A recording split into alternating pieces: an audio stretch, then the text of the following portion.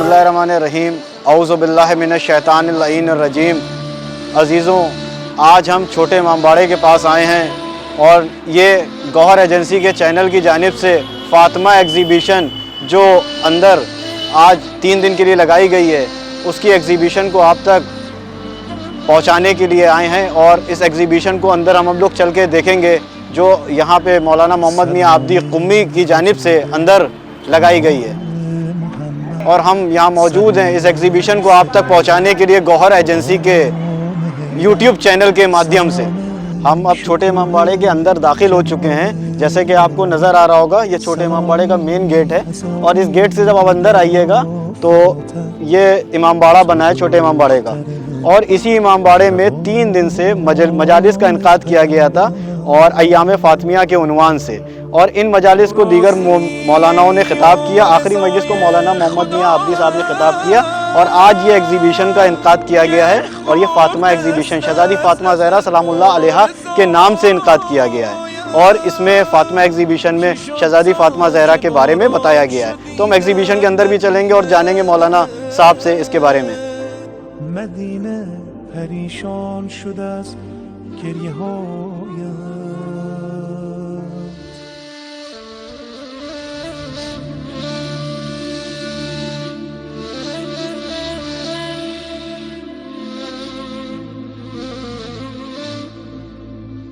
अब हम छोटे इमामबाड़े के अंदर दाखिल हुए। उसके बाद ये फ़ातिमा एग्ज़िबिशन का इनकाद किया गया था। ये फ़ातिमा एग्ज़िबिशन का दाखिल एंट्री गेट है।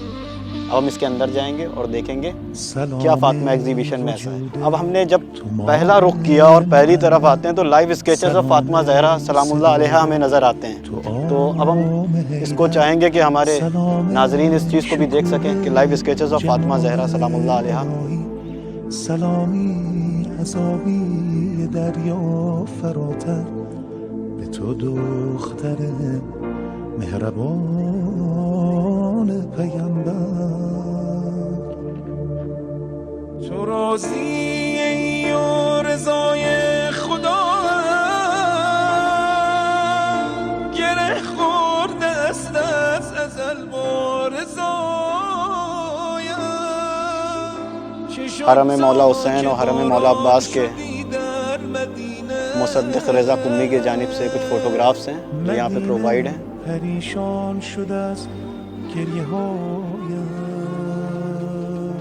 جیسا کہ ہم نے دیکھا کہ مولا حسین کا روضہ، مولا عباس کا عزاداری کے ساری تصویریں، اس کے بعد روضہ فاطمین جوگی پورہ، درگاہ عالیہ جوگی پورہ، یہاں کی بھی تصویر اس میں لگائی گئی ہیں۔ 8 ربیع اول محمود آباد۔ اور ایک بہت بڑا مقصد ہے عزاداری کا کلین جلوس والنٹیئرز، جو کہ مطلب جلوس میں صاف صفائی یہ بہت ضروری ہے اور اس تصویر کے ذریعے یہ چیز آپ تک پہنچ رہی ہے۔ تو آرام حیدر سلام شکوه جمال الهی سلامی عذابی دریا فراتر به تو دختر مہربان پیامبر۔ فاطمہ ایگزیبیشن کے اندر داخل ہونے کے بعد سید محمد ابو الفضل مولانا صاحب ہمارے ساتھ ہیں، جو مولانا محمد میاں عابدی صاحب کے صاحبزادے ہیں۔ اس پوری ایگزیبیشن کو انہوں نے انعقاد کیا ہے اور یہ ہمیں آگے بتائیں گے کہ ایگزیبیشن کا مقصد کیا ہے اور یہ ایگزیبیشن میں کہاں پہ کیا ہے، یہ ہمیں ڈیٹیلز میں اس کے بارے میں تفصیل سے بتائیں گے۔ اعوذ باللہ من الشیطان الرجیم، بسم اللہ الرحمن الرحیم۔ فاطمیہ ایگزیبیشن جو چند سالوں سے شہر لکھنؤ میں مرکز فقہ و فقاہت کی جانب سے برپا ہو رہی ہے، ہر سال ایک نیا ٹاپک لے کر ہم آپ کے سامنے حاضر ہوئے ہیں۔ اس سال جو ہمارا ٹاپک ہے وہ سماج کو دیکھتے ہوئے کہ جس سماج میں ہم لوگ زندگی گزار رہے ہیں اس میں ہم لوگ جب دیکھتے ہیں تو اکثر فیملیاں بکھرتی بھی نظر آ رہی ہوتی ہیں، اکثر رشتے خراب نظر آ رہے ہوئے۔ تو ہمیں یہ دیکھنا ہوگا آخر یہ کیوں ہے، کس لیے ہے، کیا واقعاً اس میں یہ تو نہیں ہے کہ ہم نے کمکاری کی ہے اسلام کو سمجھنے کے لیے، چونکہ سب بظاہر سب مسلمان اپنے آپ کو کہتے ہیں، شیعہ کہتے ہیں، لیکن سیرت کے اعتبار سے وہ کمزور نظر آتے ہیں۔ اس سال یہی ہم نے آپ کے سامنے پیش کیا ہے کہ ہم کیسے اپنی زندگی کو کامیاب زندگی بنائیں۔ بحث کو یہاں سے آغاز ہم نے کیا کہ ہمیں چاہیے کہ ہم سب سے پہلے یہ دیکھیں کہ مرد اور عورت کی تعریف کیا ہے، مرد کسے بولتے ہیں اور عورت کسے بولتے ہیں۔ جب دیکھتے ہیں تو مرد ایک جسم و روح سے بنا ہے، مرد جسمانی لحاظ سے مضبوط ہوتا ہے، عورت جسمانی لحاظ سے کمزور نہیں بلکہ نازک ہوا کرتی ہے۔ کمزور جب کہتے ہیں تو کمزوری ایک نقص ہوتا ہے، اور پروردگار نقص والی چیز کو نہیں پیدا کرتا، یعنی اسی لیے رسول خدا نے کہا المرأۃ ریحانۃ، عورت پھول کی مانند ہوتی ہے۔ روح کے اعتبار سے اگر آپ دیکھیے گا تو عورت شفقت اور محبت کا پیکر ہوا کرتی ہے، مرد مظہر تدبیر و ارادہ ہوا کرتا ہے۔ اب یہ مرد و عورت اگر اپنے لحاظ سے اپنی ذمہ داری کو نبھائیں گے تو یہ دنیا جنت بنے گی۔ اسی لیے آپ دیکھیے کہ پروردگار نے صرف آدم کو روئے زمین میں نہیں بھیجا، حوا کو صرف روئے زمین میں نہیں بھیجا، بلکہ مرد اور عورت یعنی آدم و حوا کو ساتھ میں بھیجا تاکہ اس دنیا کو جنت بنائیں۔ لیکن یہ دنیا جنت نہیں بنی، کیوں نہیں بنی؟ اس لیے کہ عورتوں کو ہمیشہ تاریخ میں ظلم کیا گیا ہے، عورت ہمیشہ تاریخ میں مظلوم رہی ہے۔ اسی لیے آپ چاہے عیسائیت کو دیکھیے، یہودیت کو دیکھیے، یہ لوگ کہتے ہیں گناہ کا سبب عورتیں ہیں۔ آپ عرب کی جاہلیت کو دیکھیے گا، وہ زندہ لڑکیوں کو دفن کر دیتے تھے۔ اگر فیمنزم جو آج کی آئیڈیالوجی آپ دیکھیے گا، وہ اصلاً عورتوں کو مرد بنا کر پیش کرنا چاہتی ہے، یا عورتوں کو ایک بس پیسے کمانے کے لیے، ایڈورٹائزنگ کے لیے بس محدود کر دیا ہے۔ لیکن اگر ہمیں سماج کو کامیاب بنانا ہے تو مرد اور عورت ایک قانون کے تحت جو ہے فیملی، اس قانون کے تحت اگر اکٹھا ہوں گے، جب اپنی فیملی کو اچھی بنائیں گے تو سماج بھی اچھا بنے گا۔ یورپین والی آئیڈیالوجی غلط ہے کہ جو یہ کہتے ہیں کہ ہر شخص اپنے کمال اور فائدے کے لیے کام کرتا ہے۔ اسی لیے آپ نے دیکھا ہوگا وال اسٹریٹ میں 1% کے اوپر پروٹیسٹ ہوا کہ پوری دولت، پوری خوشی وہ اس 1% کے پاس ہے، اور باقی یہ نہیں۔ کامیاب سماج تبھی ہوگا جب مرد و عورت فیملی کی صورت میں ایک جگہ جمع ہو اور اچھی زندگی گزارے۔ لیکن اب دوسرا سوال، کیا کوئی آئیڈیل فیملی تاریخ میں ہے، کسی بھی دین میں ہے؟ ہمیں نظر نہیں آتی ہے کوئی آئیڈیل فیملی۔ اگر آپ حضرت مریم کو کہیے گا، حضرت مریم نبی کی ماں ہے لیکن زوجیت کے لحاظ سے خالی ہے، شادی نہیں ہوئی تھی حضرت کی۔ اگر آپ عیسائیت و یہودیت کو دیکھو، وہ تو اصلا عورتوں کو گناہ کا سبب مانتے ہیں۔ تو واحد ایک ایسا دین یعنی دین اسلام اور مذہب تشیع ہے کہ جہاں فرسٹ خاتون فرسٹ مرد کے ساتھ ایک فیملی بنا رہی ہیں۔ حضرت امیر المومنین افضل الرجال فاطمۃ الزہرا سیدہ نساء، بہترین خاتون بہترین مرد ایک دوسرے کے ساتھ جمع ہوئی ہیں، ایک دوسرے کے ساتھ شادی کیا ہے تو فرسٹ فیملی بن رہی ہے، بیسٹ فیملی بن رہی ہے۔ یہ اہل بیت علیہ السلام اب تمام فیملیوں کے لیے الگو ہے۔ کیسے؟ آگے آ کے بتاتے ہیں۔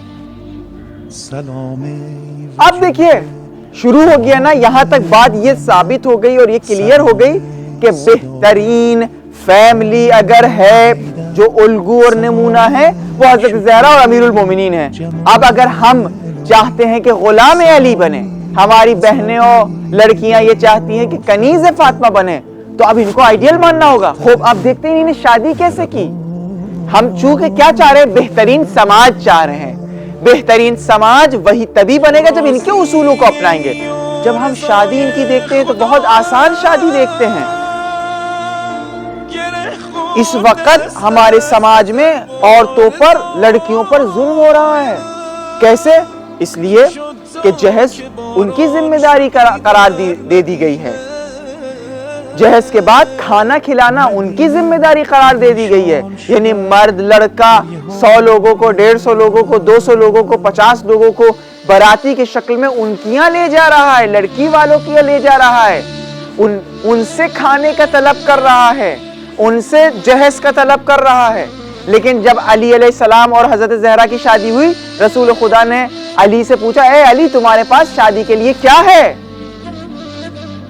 تو امیر المومنین نے کہا کہ میرے پاس ایک گھوڑا ہے، ایک زرہ، ایک شمشیر ہے.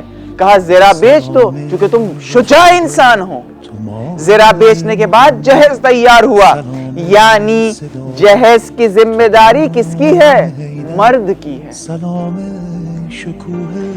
پھر کہا اسلام نے اب اس کے بعد جب تم نے جہیز تیار کر لی، شادی کر لی، تو اب ولیمہ دینا تمہاری ذمہ داری ہے.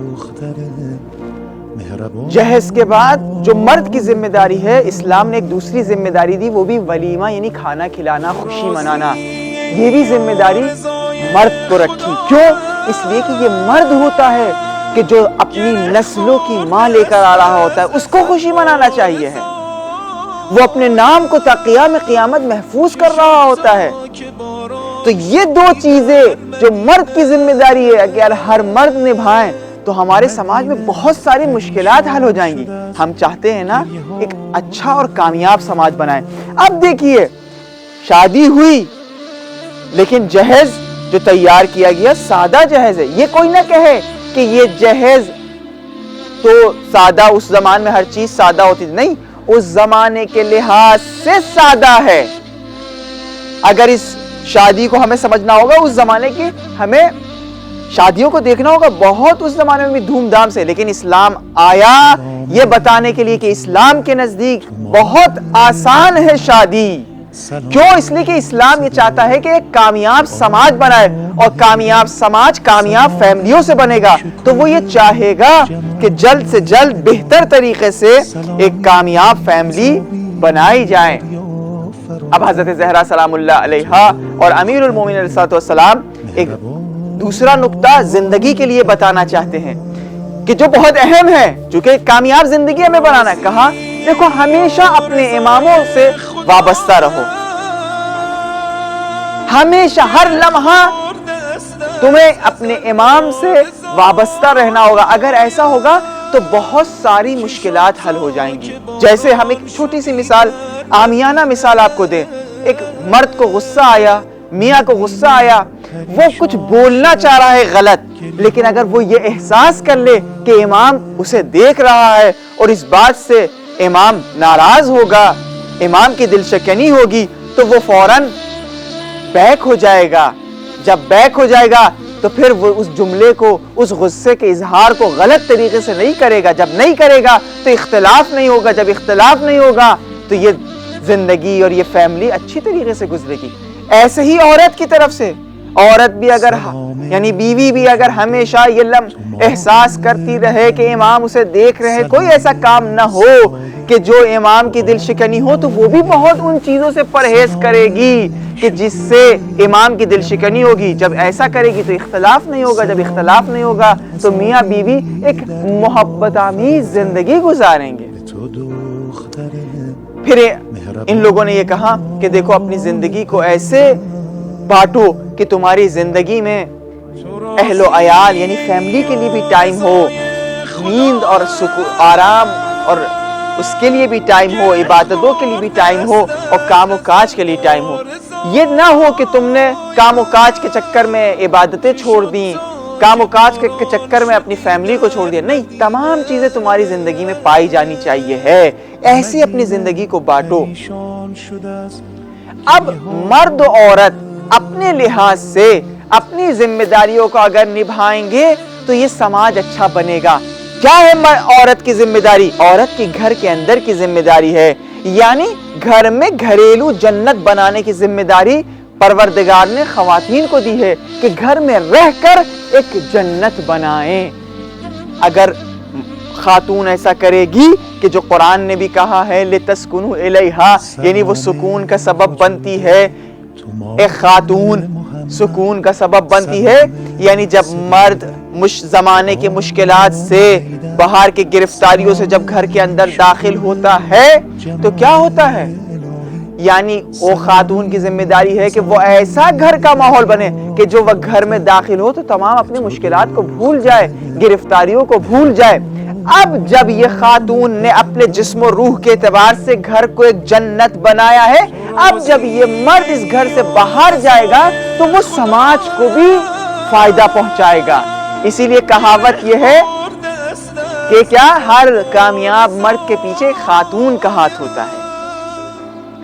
اب یہ مرد اپنے جسم و روح کے اعتبار سے اس نے ذمہ داری باہر کی لی ہے تاکہ وہ رزق حلال اپنے فیملی کے لیے حاصل کرے اور اس رزق حلال سے اپنے خانوادے کو پروان چڑھائے۔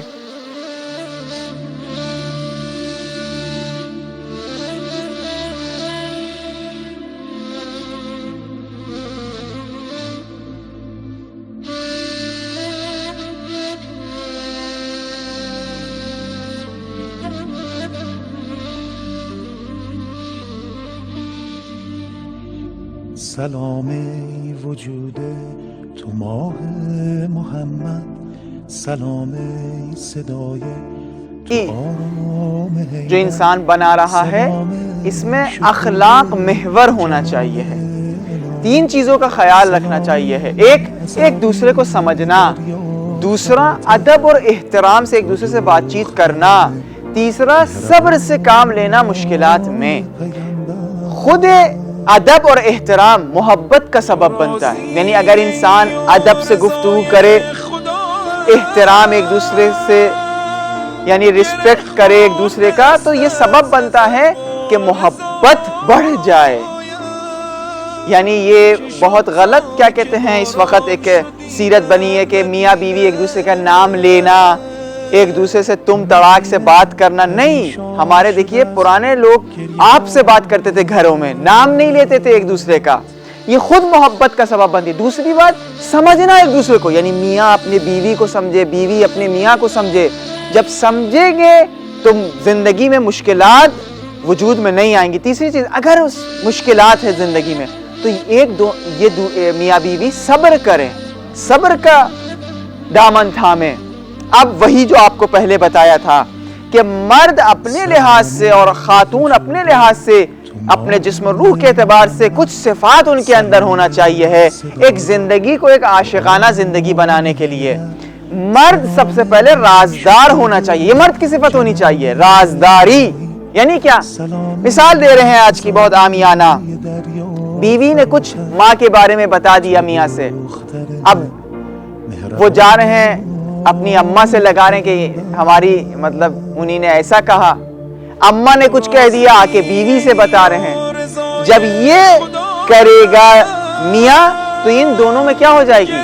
تلخیاں پیش آ جائیں گی۔ اسی لیے مرد کو رازدار ہونا چاہیے، اور پھر کیا صرف یہی نہیں، جمال الرجل فی عقلہ، مرد کی خوبصورتی اس کے عقل میں ہے۔ اب جب مشکلات کو وہ دیکھ رہا ہے، ان دونوں کی باتوں کو دیکھ رہا ہے، تو اب وہ مینج کرے، عقل کے ذریعے اس کو حل کرے، نہیں کہ ادھر کی بات ادھر اور ادھر کی بات ادھر۔ تو سب سے پہلی صفت جو مرد میں ہونی چاہیے وہ یہ ہے کہ وہ رازدار ہونا چاہیے ہے۔ دوسری صفت جو مرد میں ہونا چاہیے ہے وہ یہ ہے کہ وہ خوش زبان ہونا چاہیے ہے، خوش اخلاق ہونا چاہیے۔ خوش زبان یعنی کیا؟ یعنی اگر کبھی خدا نخواستہ اسے غصہ بھی آ رہا ہے، کوئی بات کہنا چاہ رہا ہے، تو انصاف کا دامن تھامے، غلط زبانی سے کام نہ لے۔ یہ مرد کی ذمہ داری ہے۔ تو پہلی مرد کی ذمہ داری یہ ہے کہ وہ رازدار ہو، غلط زبانی اور خوش رفتاری اس کے اندر ہونی چاہیے۔ عورت کو کیا کرنا چاہیے ایک بہترین عاشقانہ لائف بنانے کے لیے؟ تغافل یعنی کیا؟ یعنی بھلا دینا۔ کیا مطلب؟ کیا ہوتا ہے عورتوں میں یہ ہوتا ہے کہ کبھی میاں نے کوئی بات کبھی کہی ہے، اب وہ اس کو محفوظ کری بھی ہے، 1 سال کے بعد کے لیے کبھی موقع آتا ہے تو وہ بیوی اپنے میاں سے کہتی ہے کہ یاد ہے آپ نے فلاں جگہ فلاں آپ نے یہ بات کہی تھی، اب میاں کو یاد ہی نہیں ہے۔ نہیں، کیونکہ ہم نے آپ کو پہلے بتایا تھا کہ عورت پھول کی مانند ہوتی ہے، تو یہ ہم تمام باتوں کو بھول جانا چاہیے ہے۔ دوسری صفت جو خاتون میں ہونا چاہیے ہے وہ یہ کہ نرم خوئی اس کے اندر پیدا ہونا چاہیے، نرم خوئی ہونا چاہیے۔ یعنی کیا؟ میاں نے غصہ کیا. جب غصہ کر رہا ہے میاں، اب بیوی بھی اگر غصہ کرے گی تو کیا ہو جائے گا؟ ایک ٹینشن پیدا ہوگا. 4 یہ کہے گا، 4 یہ کہے گی. جب 4 یہ کہیں گی، 1 سال تک یہ خلش ذہن میں رہے گی، ارے اس نے میرے کو یہ کہہ دیا کہ کاش شادی نہ ہوتی. نہیں، بلکہ کیا نرم خوئی اس کے اندر ہونی چاہیے ہے. یعنی اگر میاں غصہ کر رہا ہے وہ چپ رہے. جب چپ رہے گی تو وہ آدھا گھنٹے کے بعد میاں خود آ کر یہ کہے گا کہ بہرحال اس نے ٹینشن دلایا تھا، اس کی وجہ سے یہ ہم نے کہا معاف کر دینا. جب یہ سب ہوگی تو یہ کیا ہے؟ یہ عاشقانہ زندگی. وگرنہ اگر ہم نے جہل کا دامن تھام لیا، جہل کا اگر دامن تھام لیا تو پھر ہماری زندگی میں بد اخلاقی بھی ہوگی، خیانت بھی ہوگی، وعدے توڑنا بھی ہوں گے، دوروئی بھی ہوگی، جھوٹ بھی ہوگی، بد اخلاقی بھی ہوگی، سخت گیری بھی ہوگی. یعنی پھر ہم ایک اپنی زندگی سے لذت نہیں اٹھا پائیں گے بلکہ زندگی سہیں گے. اب دیکھیے، اب امیر المومنین علیہ السلام اور حضرت زہرا سلام اللہ علیہا نے ایک اصل بتایا. کیوں؟ اس لیے کہ ہمیں ایک عاشقانہ زندگی گزارنا، یعنی زندگی ہمیں اچھی اور کامیاب گزارنا ہے تاکہ سماج کامیاب ہو. جو لوگ ابھی بیچ میں یہاں جڑے ہیں، شروع سے سنے چکے، یہ سب ایک دوسرے سے اس کا ربط ہے. ہمیں کامیاب سماج بنانا ہے. تو کہا، ابھی آپ کو وہاں بھی بتایا کہ زندگی میں حضرت زہرا اور امیر المومنین نے بتایا ہے کہ اپنی زندگی کو 4 حصوں میں بانٹو. عبادت بھی ہو، کام و کاج بھی ہو، تلاش و کوشش بھی ہو. صحیح؟ تو اب اور اہل و عیال کے لیے بھی ٹائم ہو. اب حضرت زہرا سلام اللہ علیہ امیر المومنین خود ایک گفتگو کرنے کے اوپر زور دے رہے ہیں. اصل گفتگو جو آج کی سائیکولوجی بھی یہ بتاتی ہے کہ ایک دوسرے سے بات کرنا، خود بات کرنا محبت کا سبب بنتی ہے. آپ نے دیکھا ہوگا اسلام کتنا ہمارا میٹھا دین ہے کہ اسلام نے کہا کہ دیکھو جب کھانا کھاؤ تو دسترخوان بچھا کر کھاؤ. کیوں؟ کہا اگر دسترخوان بچھاؤ گے تو تمہارے عمر سے کیلکولیٹ نہیں ہوگا. یعنی اگر ہم 70 سال میں مرے ہیں تو ہم 75 ایئرز اولڈ جیے ہیں. 5 سال وہ ٹائم ہے تو دسترخوانوں میں ہم نے گزارا ہے. کیوں دسترخوان بچھا کر اتنی فضیلت ہے؟ تاکہ ایک دوسرے سے بات کریں، پاس میں بیٹھے. جب یہ بیٹھیں گے ایک دوسرے سے بات کریں گے تو محبت کا سبب ہوتے ہیں. اسی لیے آپ دیکھیے کہ جب امیر المومنین گھر واپس آتے ہیں تو حضرت زہرا پوچھتی ہیں، اے علی مرتضیٰ، آپ نے آج رسول سے کیا سیکھا؟ اب حضرت رسول خدا سے جو امیر المومنین نے سیکھا تھا، امیر المومنین حضرت زہرا کو بتاتے ہیں کہ آج میں نے یہ سیکھا، آج یہ روایت پڑھی، آج یہ واقعہ پیش ہوا. تو خود بات کرنا یہ معیار ہے اور یہ ہدف ہے. مرد اپنے لحاظ سے جیسے محبت کا اظہار کرنا یہ مرد کی ذمہ داری ہے. حد اقل مہینے میں 1 مرتبہ گفٹ لانا یہ مرد کی ذمہ داری ہے. عورت کی کیا ذمہ داری ہے؟ عورت کی ذمہ داری یہ ہے کہ اظہار رضایت کرے، یعنی جو زندگی ہے اس کی، اس پر راضی رہے، شکریہ ایک دوسرے کا ادا کریں. مرد عورت کے لیے، عورت سے، عورت مرد سے کہ آپ نے اتنی زحمت، میرے بچوں کو آپ پال رہی ہیں، اس گھر کو آپ نے ایسا بنایا ہوا ہے کہ ہم جب آتے ہیں تو سکون کا سبب بنتا ہے. عورت اپنے میاں سے کہے کہ آپ بارش میں، دھوپ میں رزق حلال حاصل کرنے کے لیے نکلے ہیں. تو یہ سب جب ہوگا، وہی جو ادب آپ کو بتایا کہ ادب جب ہوگا، احترام جب ہوگا، اخلاق جب ہوگا تو یہ ہماری زندگی عاشقانہ زندگی ہوگی اور اس زندگی سے ہم لذت اٹھائیں گے. لیکن اب باتیں اور گفتگو یہیں تک محدود ہو، کہا نہیں، بلکہ اپنی ایسی گفتگو ہونی چاہیے ہے کہ جو ایک دوسرے کے علم کو بڑھائے، آگے بڑھائے. اسی لیے آپ دیکھیے کہ جو گفتگو ہو رہی ہے گھر میں کیا ہے؟ علم قرآن کی گفتگو ہو رہی ہے، تفسیر کی گفتگو ہو رہی ہے، احادیث کی گفتگو ہو رہی ہے، ہسٹری کی گفتگو ہو رہی ہے، ایم کے بارے میں ڈسکس ہو رہا ہے، آنے والے زمانے میں کیا ہوگا، جسے یا سیاست آپ کہیے، ہمیں کیا کرنا ہے آج سے مثال کے اوپر 40 سال بعد، 30 سال بعد. جب ہم اپنے ایم کے بارے میں گفتگو کریں گے، اپنے مقصد کے بارے میں گفتگو کریں گے تو ہم اپنی مشکلات کو بھی جو ہماری زندگی میں آئیں گی اس پر ہم صبر کریں گے. اب آپ دیکھیے حضرت زہرا سلام اللہ علیہا 4 سال کی زندگی میں نہیں ہے، 4 سال میں، 5 سال میں 4 اولاد ہو رہی ہیں. امام حسن، امام حسین، حضرت زینب، حضرت ام کلثوم، پھر 2 سال کا زمانہ ہر ایک کے ساتھ، پھر ان کی تربیت کا زمانہ، پھر جب امیر المومنین جنگوں میں زخمی ہو رہے ہیں ان کی تیمارداری کرنا، رسول خدا کی تیمارداری کرنا، فقراء، مسکین، یتیم، ان لوگوں کو پروان چڑھانا جو آگے آپ کو بتایا جائے گا، ان لوگوں کا خیال رکھنا، مہاجرین اور انصار کے جو سوالات ہیں ان کو جواب دینا، اپنے گھر کو جو درسگاہ بنایا تھا واقعی اسلام پیش کرنا، ان تمام ذمہ داریوں کو کیوں نبھا رہی ہے اتنی اچھی سے؟ چونکہ ہدف مشخص ہے، مقصد مشخص ہے کہ ہمیں کیا کرنا ہے۔ ہمیں صرف یہ 70 سال نہیں جینا ہے، ہمیں صرف یہ 20 سال نہیں جینا ہے، بلکہ ہمیں ہمیشہ ہمیشہ جینا ہے۔ تو یہ ہمیشہ ہمیشہ جینا کیسے ہوگا؟ تب ہوگا کہ جب ہم نے اپنی زندگی کو خدا یعنی اس نے جسے ہم کو پیدا کیا ہے اس کے اصولوں سے بنائیں گے، اور صرف ہم نہیں بلکہ ہمارے دل میں یہ تمنا ہوگی کہ سماج کامیاب ہو۔ اگر ہر کے خدا کی قسم ہر کے دل میں یہ آ جائے بات کہ سماج کامیاب ہو تو ایک دوسرے پر ہم ظلم نہیں کریں گے، ایک دوسرے کا حق نہیں ماریں گے، جو ان لوگوں نے بتایا ہے امیر المومنین۔ تو اسی لیے امیر المومنین اگر دیکھ رہے ہیں ہم فتوحات پہ فتوح کر رہے ہیں، جنگوں پہ جنگ کر رہے ہیں، کامیاب زندگی ہے، ان کا نام ہے، وہ اس لیے ہے کہ حضرت زہرا سلام اللہ علیہا گھر میں اپنے جسم و روح کے اعتبار سے اپنی ذمہ داریوں کو بنحو احسن انجام دے رہی ہیں۔ فیملی یعنی خانوادے کبوتر کے مانند ہے، یہ کبوتر تبھی اڑ سکتا ہے، تبھی کمال تک پہنچ سکتا ہے کہ جب دونوں پر کام کریں۔ نیٹ پہ اب ان لوگ یہی لوگ ڈالیں گے تو کل پرسوں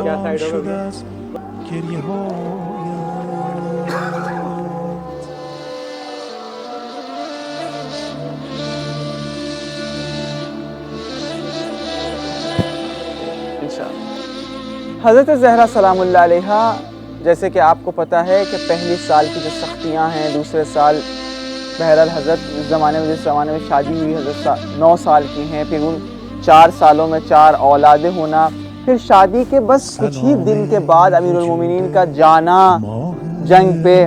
تو یہ تمام مشکلات کے باوجود، اور پھر جو سے ہم نے آپ کو بتایا غریب مسکین یتیموں کو پروان چڑھانا، ان کو کھانا دینا، یہ سب حضرت کر رہی ہیں چکی چلا چلا کے۔ ان تمام سختیوں کو جب برداشت کر رہی ہیں، بہرحال آدمی اگر دیکھے تو سخت ہے۔ تو تسبیح کا واقعہ آپ کو پتہ ہے کہ وہ جاتی ہیں رسول خدا کے پاس تاکہ ایک خادمہ اور ایک کنیز کی درخواست کریں، لیکن بہرحال بیان نہیں کرتی ہیں۔ پھر امیر المومنین بتاتے ہیں حضرت رسول خدا نے خادمہ کے بدلے کیا تعلیم دی؟ تسبیح کی تعلیم دی۔ کیوں تھی؟ اس لیے یعنی کیا معنوی طاقت ایسی ہوتی ہے کہ جیسے آپ کو پتہ ہے کہ جنگ بدر میں 313 ہیں، یا امام حسین السلام کے جو جنگ ہوئی تھی وہ 72 ہیں، سامنے ان کے کئی ہزار لوگ ہیں، کئی 100 ہزار ہیں، لیکن ایک آدمی کئی لوگوں میں بھاری ہوتا ہے، جس کے پاس ایمان ہوتا ہے، جس کا رابطہ پروردگار سے مضبوط ہوتا ہے، رشتہ مضبوط ہوتا ہے۔ تو حضرت نے جب تسبیح کی تعلیم دی، یعنی کیا کہا، یہ تسبیح ہے کہ تو تمہارے لیے خادمہ سے زیادہ بہتر ثابت ہوگی۔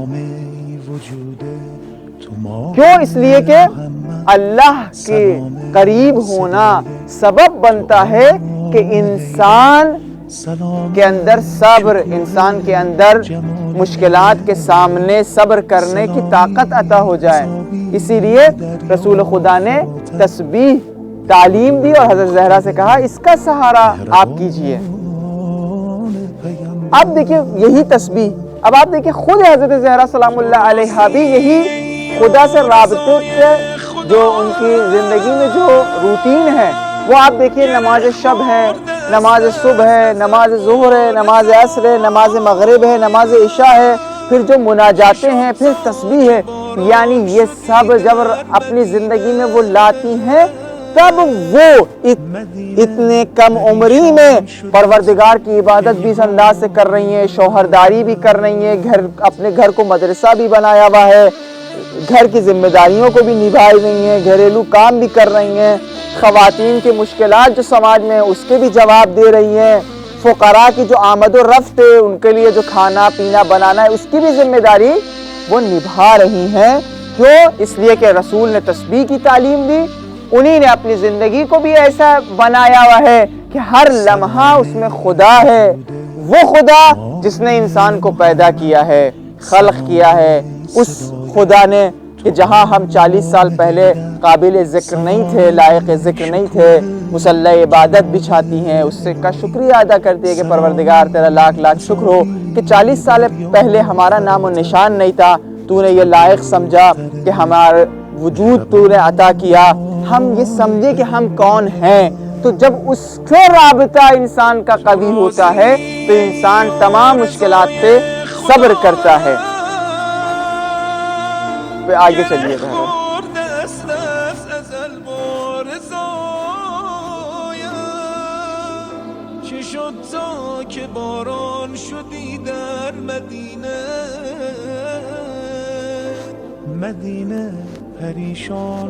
اب سماجی کردار خاتون کا کیا ہونا چاہیے ہے؟ کیا ایک خاتون کو اسلام نے ایک گھر میں محدود کر دیا؟ نہیں، بلکہ کہا اس کی ذمہ داری سماج کی بھی ذمہ داری ہے، لیکن سماج میں آنے کے لیے کچھ اصول ہیں۔ ایک ہے عفت اور حجاب، یعنی ایک خاتون جب سماج میں آئے اس کے کچھ اصول ہے۔ اس کا پہلا اصل یہ ہے کہ جب خاتون سماج میں آ رہی ہے وہ اگر چاہتی ہے بہت سارے مشکلات سے بچے تو اس کو حجاب کا دامن تھامنا ہوگا، عفت کا دامن تھامنا ہوگا۔ یعنی کیا کہا؟ اسی لیے جب نامحرم سے تم مخاطب ہو تو کیسے ہو؟ سخت زبان سے، سخت لہجے سے، نرمی سے نہیں۔ اسی لیے آپ نے سنا ہوگا کہ جب حضرت زینب نے دربار شام میں خطبہ دیا تو کیا کہا؟ علی کے لہجے سے خطبہ دیا۔ یعنی اسلام نے عورت کو اتنا عظیم سمجھا ہے، اتنا بلند مقام اسے دیا ہے کہ اس کی گفتگو کے انداز میں بھی حجاب رکھا ہے کہ ہر کوئی اس پھول جو پہلے آپ کو بتایا تھا کہ المرأۃ ریحانۃ، عورت پھول کی مانند ہوتی ہے، ہر شخص اس پھول سے فائدہ نہیں اٹھا سکتا ہے، بلکہ اگر کسی کو یہ پھول چاہیے تو نفقے کی ذمہ داری، گھر کی ذمہ داری، معاش کی ذمہ داری وہ لے، پھر مہر، پھر جہیز کی ذمہ داری لے، تب یہ پھول اسے عطا ہوگا پروردگار متعال کی طرف سے۔ اور حضرت زہرا سلام اللہ علیہا ایک خاتون ہونے کے باوجود شبیہ پیغمبر ہیں، خاتون ہیں لیکن چونکہ اپنے جسم و روح کے اعتبار سے اپنی ذمہ داریوں کو نبھا رہی ہیں تو وہی ہیں جیسے پیغمبر ہیں، اور اپنے سماجی کردار کو مستقل شخصیت، اپنی سماجی شخصیت کو رشد و کمال تک پہنچا رہی ہیں۔ کہ جیسے سب سے پہلے جو حضرت نے بتایا وہ یہ بتایا کہ دیکھو سماج، کیونکہ ہمیں ایک کامیاب سماج بنانا ہے، سماج سب سے پہلے تشکیل ہوتا ہے ہماری فیملی سے، اس کے بعد ہمارے رشتہ داروں سے۔ یعنی ہمیں سب سے پہلے اپنے رشتہ داروں کا خیال رکھنا ہے۔ اگر رشتہ داروں میں کچھ بچے ہیں جو پڑھے لکھے نہیں ہیں اور ہم پڑھے لکھے ہیں تو سب سے پہلے ذمہ داری یہ ہے کہ ہم اپنے رشتہ داروں میں جو بچے ہیں ان کو آگے بڑھائیں پہلے۔ اب اس سماج میں کیسے وہ خاتون آئے، کس طریقے سے اپنی ذمہ داری نبھائے؟ رشتہ داروں کی ذمہ داری، رشتہ داروں میں جو مشکلات ہے، اس کے بعد ہمسائے، اس کے نیبرز، وہاں جو مشکلات ہوں گی، وہاں جو بچے ہوں گے، وہاں جس طریقے سے بچوں کے ایک مثال دی، وہاں جس طریقے کے ہمارے پاس یعنی مشکلات سامنے آ گئی، وہ خاتون رشتہ داروں کے بعد اپنے ہمسایوں کے لیے فکر مند ہو، پھر دھیرے دھیرے وہ شہر میں ایک مرکز بن جائے گی تمام خواتین کے لیے۔ یعنی کس طریقے سے اپنی ذمہ داری نبھائے؟ عفت سے، حجاب سے، نہیں یہ کہ آج کے زمانہ جو ہے وہ کس طریقے سے ہے، وہ فیمینزم ہے۔ فیمینزم کیا ہے؟ فیمینزم عورتوں کو مرد بنا کر پیش کرنا چاہ رہی ہے، یا یوں کہا جائے عورت ایک طریقے کا پیسے کمانے کا ذریعہ ہے مردوں کے لیے، ایڈورٹائزنگ لیے وہ خواتین کو یوز کر رہی ہے، یعنی خواتین صرف ایک آلہ کار ہے، لیکن خواتین کی جو حیثیت ہونی چاہیے وہ نہیں ہے۔ اسی لیے یہ حضرت زہرا سلام اللہ علیہا یہ بتانا چاہ رہی ہیں کہ حجاب اور عفت میں تم پہلے رشتہ دار، اس کے بعد پھر تم اپنے نیبرز، اس کے بعد پھر تم اپنے شہر کے تمام خواتین کے لیے مرکز بن جاؤ۔ آگے آ جائیں مسجد میں، یہ مسجد النبوی ہے۔ مسجد النبوی میں کچھ گھر تھے جو گھر کے دروازے مسجد میں کھلتے تھے، رسول خدا کا ہے، حضرت زہرا سلام اللہ علیہا کا ہے، یعنی رسول خدا کی بیٹی، اور کچھ اور صحابی تھے، مسلمان تھے، جن کے گھروں کے دروازے مسجد میں کھلتے تھے، یہ سوائے حضرت زہرا یعنی اپنی بیٹی اور اپنی داماد یعنی مولا علی کے گھر کے دروازے کو۔ کیوں؟ اس لیے رہتی دنیا تک یہ میسج دے دیں، چونکہ اس زمانے میں بھی لوگ غریب، مسکین، فقیر، یتیم، اسیر آ رہے ہیں مدینے میں مسجد جو مرکز بنایا ہوئے آ رہے ہیں، یہ بتانے کے لیے دیکھو تمہیں اگر حقیقی اسلام سمجھنا ہے، یا ہم سے سمجھنا یا ان لوگوں سے سمجھنا جن کو ہم نے بتایا، یعنی حضرت زہرا اور امیر المومنین، اس لیے کہ ان کے گھر کے دروازے کھلے ہوئے ہیں، کیونکہ جب کوئی غریب آئے گا تو یا یہاں آئے گا، باقی تو بند ہو گئے، یا یہاں آئے گا۔ اب آپ یہ دیکھیے کہ جیسے ہی رسول خدا کا انتقال ہوا، وہ اس دنیا سے چلے گئے، ان لوگوں کے دروازے جو رسول نے بند کروا دیے تھے، انہی لوگوں نے سب سے پہلے 9 دن کے بعد اس گھر پر آ کر اس گھر کو جلا دیا، حضرت زہرا کو زخمی کر دیا، ان کے بچے جو ان کے شکم میں تھے حضرت محسن ان کو شہید کر دیا گیا۔ کیوں؟ اس لیے کہ ان کو پتا تھا اگر یہ لوگ باقی رہیں گے اور یہ لوگ رہیں گے تو وہ لوگ منمانی نہیں کر سکتے ہیں، چونکہ رسول خدا جب آئے تھے انہی نے کہا بادشاہت نہیں ہے، غریب و امیر نہیں ہے، سب انسان ہے، اگر کوئی افضل ہے وہ ہے جس کا رابطہ خدا سے ہو۔ 18 سال کی ایج ہے حضرت زہرا کی، لیکن 18 سال کی ایج میں اس دنیا سے چلی جاتی ہیں، اس دنیا سے انتقال ہو جاتی ہے ان کے زخمی کرنے کے بعد۔ اب آپ دیکھ رہے ہیں کہ آج مسلمانوں کو یہ نہیں پتا کہ رسول جیسی جس کو مانتے ہیں، جس سے اسلام لیا، ان کی بیٹی کا مزار کہاں ہے، ان کا حرم کہاں ہے۔ تو یہ مسلمانوں کو جواب دینا ہوگا کہ آخر کیوں، اور جو ایک حرم بنایا گیا تھا رسول خدا کے نواسوں کے لیے، اس حرم کو بھی مسمار کر دیا۔ کیوں مسمار کیا؟ چونکہ اب تک یہ سازش چل رہی ہے کہ لوگ حقیقی اسلام کو نہ سمجھ پائے، اسی لیے آپ جنت البقیع دیکھیے جہاں رسول خدا کے نواسے دفن ہے، وہاں بالکل ویران کر دیا ہے، لائٹ نہیں ہے، اندھیرا ہے، تاکہ لوگ متوجہ نہ ہو حقیقی اسلام کی طرف۔ اسی لیے آپ یہ دیکھیے کہ 2 اسلاموں میں بہت فرق ہے، یعنی ان لوگوں کا اسلام جن لوگوں نے اس گھر پر آگ لگائی اب تک، اور جو ان سے جن لوگوں نے اسلام لیا ہے ان لوگوں میں کتنا فرق ہے۔ آج ان لوگوں کے ماننے والے جن لوگوں نے ان کے دروازے پر آگ لگائی، وہ قتل و غارت کوئی داعش کے ذریعے، کوئی ISI کے ذریعے سامنے نظر آ رہی ہے، لیکن ان کے ماننے والے جہاں ہیں وہاں امنیت ہے، وہاں سکون ہے۔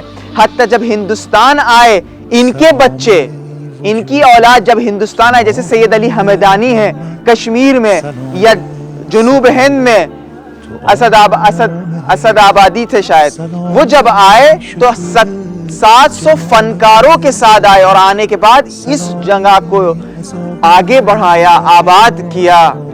وہ یہ جو چبوترا پیچھے بنایا ہے یہ اصحاب صفہ کا چبوترا تھا، یعنی جو فقیر اور مسکین اور اسیر آتے تھے مدینہ میں، جو بہت تیزی سے بڑھ رہے تھے، بہت تیزی سے تعداد ان کی بڑھ رہی تھی، یہ سب جب یہاں آتے تھے ان کے پاس کوئی نہیں تھا، چونکہ جب رسول خدا ہے تو انہی نے کہا غلامی کا کوئی وہ نہیں ہے، ذات پات کا کچھ نہیں ہے، تو یہ سب بھاگ بھاگ کے آ کے رسول خدا سے ملنا چاہتے ہیں۔ جب آتے تو یہاں ان کے پاس کچھ نہیں تھا، ان کے کھانے پینے اور رہنے اور کپڑے کی ذمہ داری حضرت زہرا نے خود اٹھائی ہوئی تھی، خود بہت سادہ زندگی گزارے تھے، یعنی آخری مالکہ ہے جہان عرب کی، بہت پیسہ ہے، لیکن وہ سب پیسہ ان کے لیے خرچ کری ہے، اور خود بہت ایک چھوٹے سے حجرے میں اپنی آخری زندگی تک بسر کی۔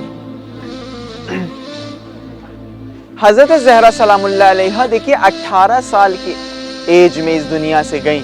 جس زمانے میں گئیں تو امیر المومنین 33 کے تھے, رسول خدا 63 کے تھے, لیکن حضرت زہرا نے 18 سال کی ایج میں اپنے آپ کو ایسا بنا دیا تھا کہ وہ کردار کے لحاظ سے, شخصیت کے لحاظ سے, عظمت کے لحاظ سے برابری کر رہی تھی دو ہستیوں کے سامنے.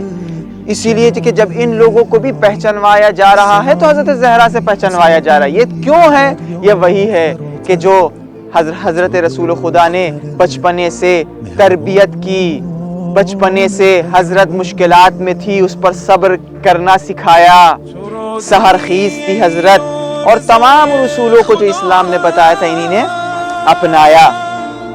اسی لیے آپ یہ دیکھیے کہ اگر انسان اپنے رابطے کو پروردگار سے قریب کرتا ہے, مضبوط کرتا ہے, تو 3 چیزیں اس کے زندگی میں حاصل ہوتی ہیں.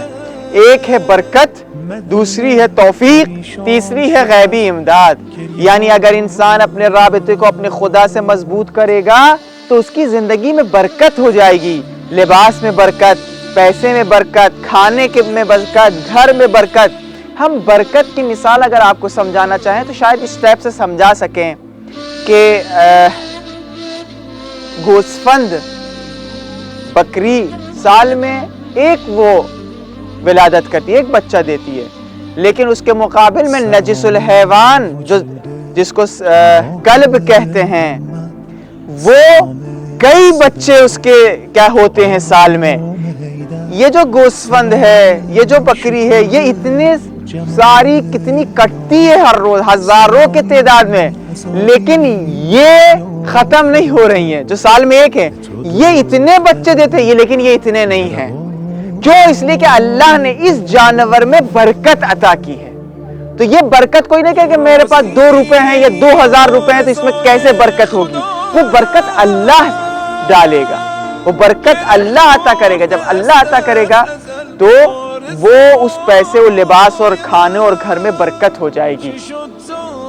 اس کے بعد آپ یہ دیکھیے کہ حضرت زہرا اور امیر المومنین علیہ السلام کہ جو تربیت شدہ ہیں, تربیت یافتہ ہیں, جب ایک دوسرے سے گفتگو کر رہے ہیں تو یہ نہیں کہہ رہے ہیں کہ میرے ابا ایسے, تمہارے ابا ویسے, میرے پاس اتنا گھر ہے, تمہارے پاس اتنا گھر ہے. یہ بات نہیں ہو رہی ہے, بلکہ جو بات ہو رہی ہے تو وہ تربیت کی بات ہو رہی ہے. جو میڈال ایک دوسرے کے سامنے پیش کر رہے ہیں وہ قرآن کے سلسلے کے. قرآن نے مجھے دیکھو نساؤنا کہا ہے, امیر المومنین کہہ رہے ہیں کہ قرآن نے مجھے انفسنا کہا ہے.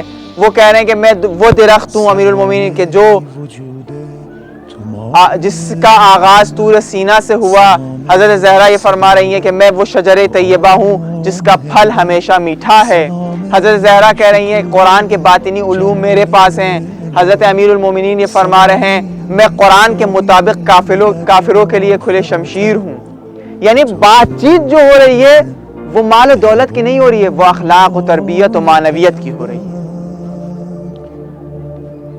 حضرت زہرا سلام اللہ علیہ اپنی جو زندگی گزاری, انہی نے ہمیشہ دوسروں کو کامیاب بنانے کے لیے محنت کی. غریب, فقیر, مسکین, یتیم, اسیر کو مال و دولت سے نوازا.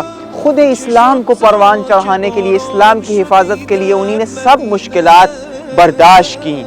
آپ یہ دیکھ رہے ہیں کہ حضرت زہرا سلام اللہ علیہ زخمی ہیں. جب ان کے دروازے میں لوگ پہنچے, امیر المومنین سے بیعت لینے کے لیے داخل ہونا چاہ رہے ہیں, تو حضرت زہرا فرما رہی ہیں کہ کیا تم اس گھر میں بھی داخل ہوگے کہ جہاں ہم ہیں, رسول کی بیٹی, اس حجرے میں بھی, اس گھر میں بھی داخل ہونا چاہو گے کہ جہاں حسنین ہیں. تو وہ لوگ چلے گئے. پھر دوسری مرتبہ آئے, پھر تیسری مرتبہ, یہاں تک کہ آنے کے بعد 9 دن کے بعد گھر کو آگ لگا دی. کیوں؟ اس لیے کہ اگر یہ زندہ رہیں گی تو وہ لوگ اسلام میں منمانی نہیں کر سکتے, وہ لوگ وہ کاخ اور بادشاہت نہیں کر سکتے. چونکہ حقیقی اسلام وہ ہے کہ جو سب کو سکون پہنچاتا ہے, حقیقی اسلام وہ ہے کہ جب سب کے لیے سکون کا سبب بنتا ہے. اسی لیے حضرت زہرا نے جب وہ لوگ آئے گھر کو آگ لگانے کے لیے, حضرت زہرا نے ایک نگاہ امیر المومنین علیہ السلام کو کی, امیر المومنین نے ایک نگاہ حضرت زہرا کو کی. نگاہوں سے یہ بتا دیا کہ اے زہرا اب تمہارا جہاد کا ٹائم ہے, اب تمہیں پسلیاں، اب تمہیں اپنے رخسار، اب فاطمہ تم کو اپنے بازو کو زخمی کرانا ہوگا تاکہ تا قیام قیامت فاطمہ ہمیشہ سند حقانیت تشیع بن جائے. یعنی جو بھی حضرت زہرا کی زندگی پر نظر ڈالے اس کے لیے حقیقی اسلام واضح ہو جائے کہ رسول کی بیٹی 9 دن کے بعد اس کے گھر کو آگ لگانا، 18 سال کے ایج میں شہادت ہونا.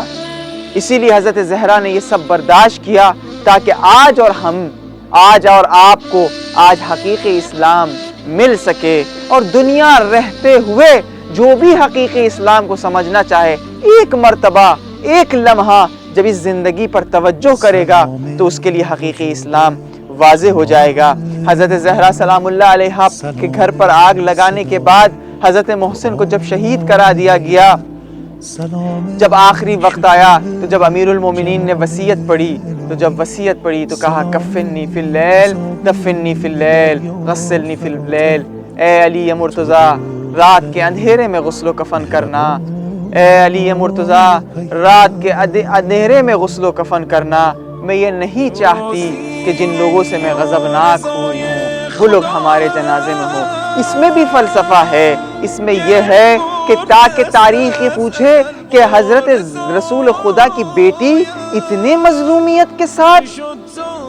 یہ سب لوگوں کے لیے جب ایک سوال ایجاد ہوگا، جب سوال پیدا ہوگا تو وہ حقیقی اسلام تک پہنچ جائیں گے. آج مسلمانوں کو یہ جواب دینا ہوگا کہ آخر کیوں حضرت رسول خدا کی بیٹی کے مزار کا آج پتہ نہیں ہے.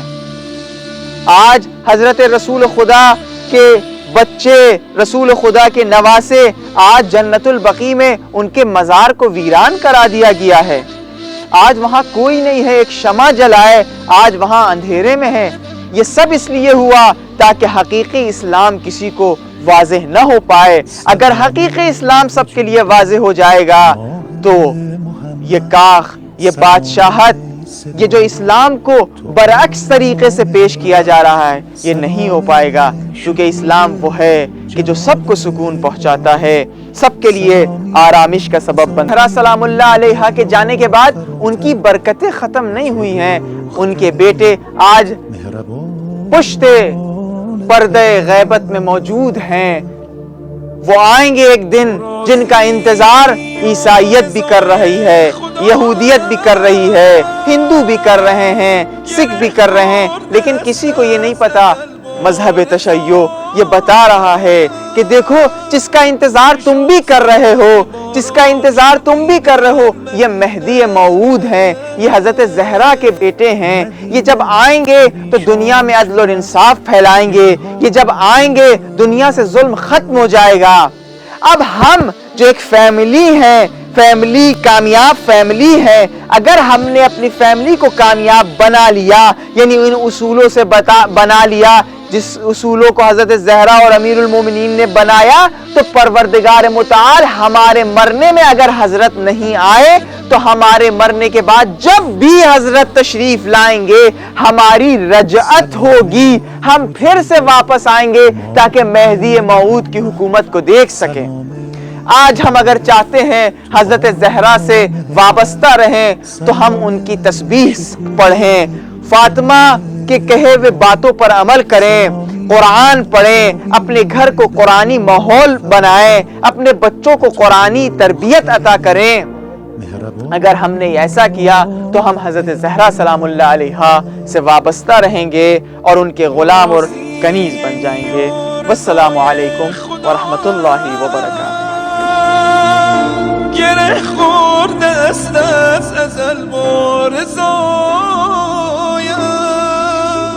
چه شد تا که باران شدی در مدینه.